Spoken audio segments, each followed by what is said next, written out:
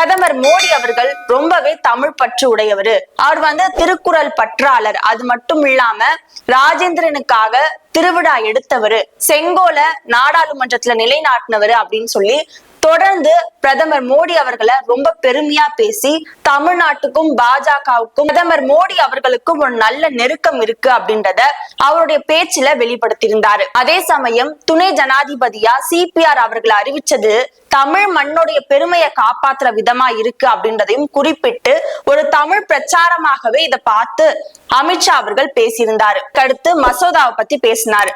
சட்ட திருத்த மசோதா மூலமா குற்றம் செஞ்சவங்க சிறையில இருந்தா 30 நாளைக்கு பிறகு அவங்க பதவி நீக்கம் செய்யப்படுவாங்க. இந்த மசோதாவை திமுக எதிர்க்கிறாங்க, எதிர்கட்சி காங்கிரஸ் எல்லாம் எதிர்க்கிறாங்க.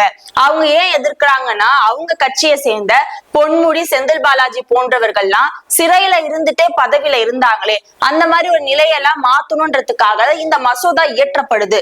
இததான் திமுக எதிர்க்கிறாங்க அப்படின்னு திமுகவை ரொம்பவே டார்கெட் பண்ணி அமித்ஷா அவர்கள் பேசியிருந்தாரு.